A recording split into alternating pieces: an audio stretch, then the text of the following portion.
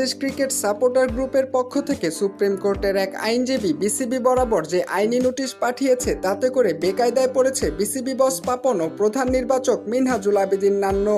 আগামী 7 দিনের মধ্যে হেড কোচ চান্দিকা হাথুরুসিংহকে বরখাস্ত ও তামিম ইকবালকে বিশ্বকাপের স্কোয়াডে না ফেরালে কপাল পড়বে বিসিবি বস পাপনের। শুধু তাই নয়, প্রধান নির্বাচক মিনহাজুল আবেদীন নান্নুর দিকেও ঘনিয়ে আসছে শনির দশা।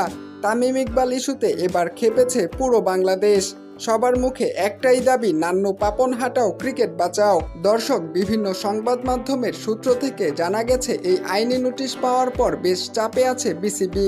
আরও কিছু সূত্র থেকে জানা গেছে তামিম ইকবালকে বাদ দেওয়ার চক্রান্তে জড়িত রয়েছেন ক্রিকেট বোর্ডের বড় বড় কিছু অসাধু কর্মকর্তা।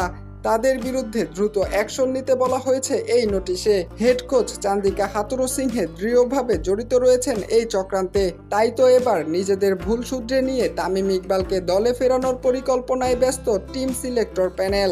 দর্শক, যেই কোচ কখনো কোনো দেশের হেড কোচ ছিলেন না, সেই কোচ বাংলাদেশ ক্রিকেটের জন্য হেড কোচ হিসেবে থাকা আপনি কতটা সাপোর্ট করেন তা জানিয়ে দিন কমেন্টের মাধ্যমে। তামিম ইকবালকে নিয়ে প্রতিটা আপডেট জানতে ভিডিওটিতে একটি লাইক দিয়ে চ্যানেলটিকে সাবস্ক্রাইব করে আমাদের সাথেই থাকুন।